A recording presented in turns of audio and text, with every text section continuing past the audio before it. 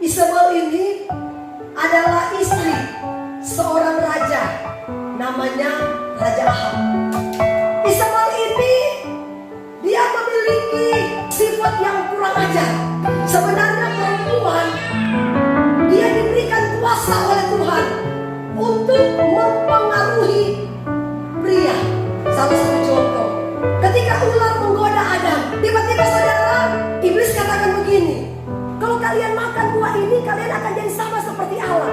Kan Allah berfirman, semua apa yang ada dalam taman ini boleh kalian makan. Tapi ada satu pohon, itulah pohon pengetahuan yang baik dan pohon pengetahuan yang jahat. Itu tidak boleh kalian makan. Sebab kalau kalian makan, kalian pasti akan mati. Tapi setan ini dia memutarbalikkan fakta. Dia katakan begini, sebenarnya kalau kalian makan buah ini, kalian nggak mati. Allah itu berbohong. Tapi kalian itu akan jadi sama seperti Allah. Tertariklah si Hawa. Dia pergi datangin suaminya, kemudian dia pengaruhi suaminya. Alkitab katakan, ketika perempuan itu diciptakan untuk mendampingi suami, perempuan itu diberikan kuasa sebagai penolong suami. Tapi ingat saudara, walaupun wanita ini punya kuasa untuk mempengaruhi suami, tapi hati-hati mempergunakan kuasa yang Tuhan berikan kepada wanita. Ini bukan kekuatan fisik yang Alkitab katakan. Maksudnya feeling kita lebih kuat. Dia tahu saudara, sebenarnya apa nantinya yang akan terjadi terhadap suamiku. Makanya Tuhan memberikan dia istri sebagai penolong supaya suaminya itu tidak jatuh. Tapi ingat, jangan sekali-kali kita menggunakan kekuatan yang Tuhan berikan untuk mempengaruhi suami ke hal-hal yang buruk. Seperti apa yang dilakukan oleh Isabel. Satu ketika Ahab ini lagi sedih-sedih, tiba-tiba datanglah istrinya. Kenapa kamu sedih? Aduh, saya ini menginginkan sekali kebun anggur Nabot, tapi dia gak mau jual sama saya. Terus Isabel, dia katakan begini, loh, kan kamu yang berkuasa di kerajaan ini. Ambil aja, gak apa-apa, tenang aja. Saya akan urus itu buat kamu. Jadi dia mempengaruhi suaminya ke hal-hal yang buruk, ke hal-hal yang jahat. Coba Ayat 5 bacakan lagi. Sesungguhnya tidak pernah ada orang seperti Ahab yang memperbudak diri dengan melakukan apa yang jahat di mata Tuhan, karena ia telah dibujuk oleh Isabel, istrinya. Ibu-ibu, dengarkan baik-baik. Jangan sekali-kali mempengaruhi suami kita untuk melakukan hal yang jahat. Amin. Kalau kita mempengaruhi suami untuk melakukan hal yang baik, itu tidak dosa. Tapi kalau kita mempengaruhi suami untuk melakukan hal yang jahat, itu dosa kecil di hadapan Allah. Jadi hati-hati, jangan seperti Isabel. Ya. Firman Tuhan katakan begini saudara, karena Isabel ini mempengaruhi suaminya melakukan hal yang jahat. Apakah yang Tuhan lakukan terhadap keluarga Ahab? Juga Isabel. Isabel ini adalah anak daripada Raja Sidon. Orang Sidon itu adalah terkenal daerah atau kerajaan penyembah berhala.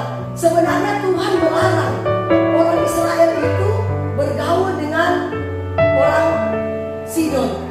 Tapi ini Ahab ini keras kepala. Dia jatuh cinta terhadap perempuan dari Sidon. Akhirnya dibujuklah si Ahab.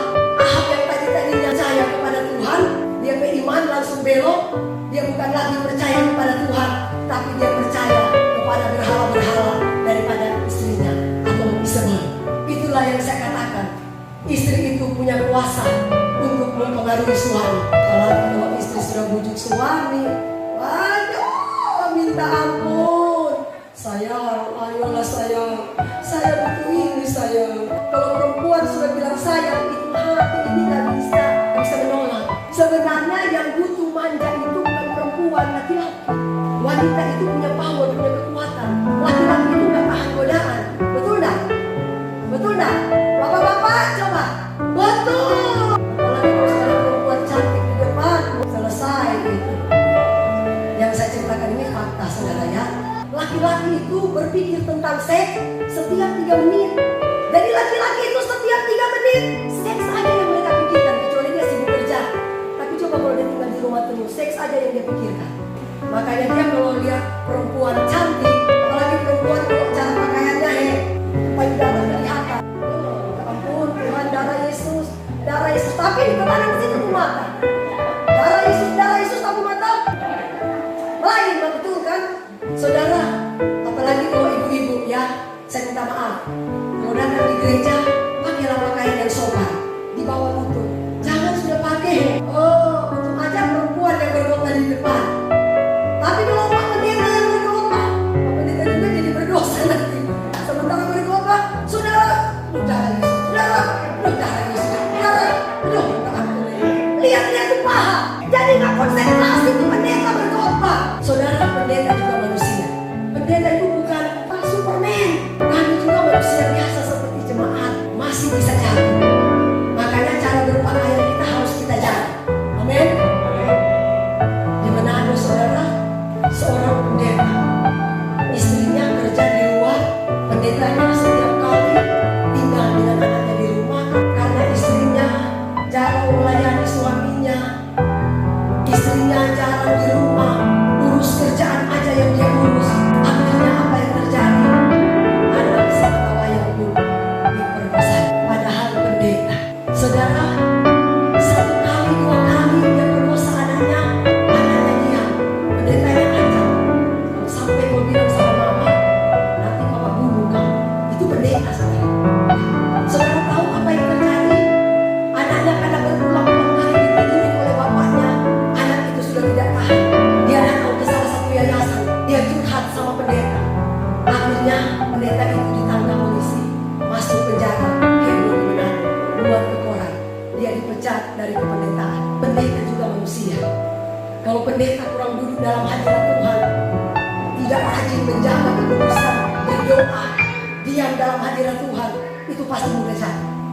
Tapi kalau pendeta itu kuat berdoa, makanya Yesus katakan begini kepada murid-muridnya, berjaga-jagalah kamu dan berdoa, supaya kamu tidak jatuh ke dalam pencobaan. Ternyata kekuatan kita itu cuma di apa? Doa. Kalau pendeta, saudara, cuma sibuk pelayanan sana sini, dia tidak pernah mencari hadirat Allah, duduk diam dalam hadirat Allah, saya percaya aja saudara, dia pasti akan mudah jatuh. Pengurapan, ada pengurapan dari dalam, ada pengurapan dari luar. Pengurapan dari dalam itu ketika dia melayani, benar-benar dia ada hubungan intim dengan Tuhan, dia fokus. Sebelum dia tampil naik mimbar, dia harus puasa dulu.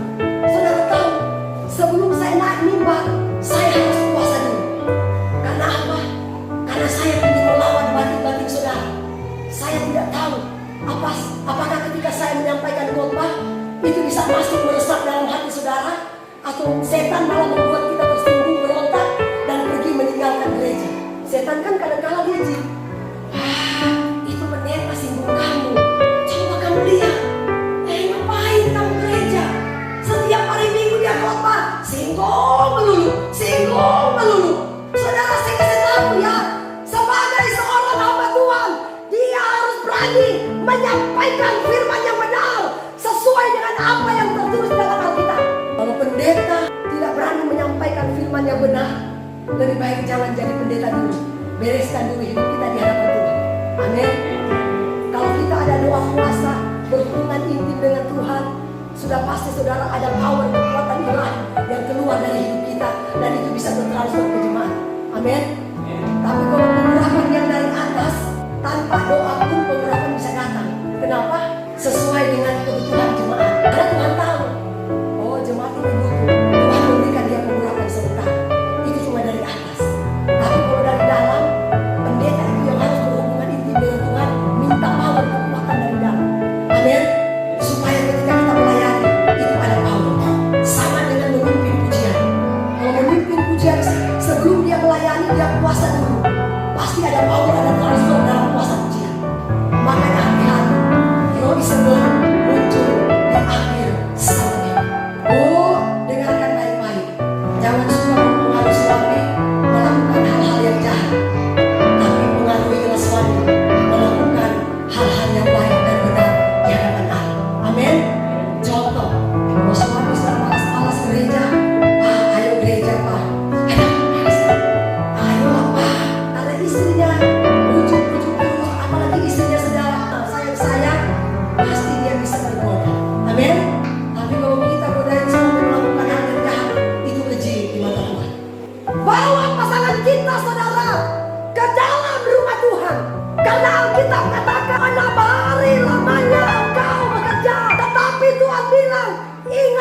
kuduskan hari Sabat. Karena itu hari yang sudah Tuhan tetapkan pada awal permulaan penciptaan langit dan bumi. Semenjak manusia pertama diciptakan. Amin. Tuhan sudah katakan, ingatlah dan kuduskan hari Sabat. Itu adalah 10 hukum yang sudah Tuhan berikan kepada umat manusia di dunia ini. Jangan pernah kita langkahi 10 hukum itu. Saudara, dengar, berkat itu datangnya dari Tuhan, bukan datangnya dari manusia. Sekarang saya tanya, ada Yusri, berkat itu datang dari Tuhan atau dari bos? Tuhan. Kalau Tuhan gak mau gerakan bos itu, gak mungkin dia bergerak untuk bisa mengangkat hidup kita. Amin. Saudara, makanya saya katakan, kalau manusia yang angkat, manusia yang menjatuhkan kita. Tapi kalau Tuhan yang angkat, tidak ada satupun manusia yang bisa menggagalkan rencana Allah yang indah buat kita. Kalau Tuhan yang angkat memang lewat proses dari bawah dulu. Tapi kalau manusia yang angkat, dia gak kenali dulu orangnya, tidak lihat dulu karakternya, main angkat-angkat, akhirnya orang itu yang menjatuhkan dia lagi. Karena banyak saudara sudah diangkat sama bosnya, malah dia yang melawan bosnya sendiri. Karena bosnya tidak lihat karakter orangnya. Setialah dengan Tuhan. Jangan pernah kita lalai beribadah kepada Tuhan. Gereja ini dibuat oleh perusahaan. Untuk apa? Supaya kita bukan hanya cuma untuk bekerja, tapi kita juga harus mengenal siapa pencipta kita.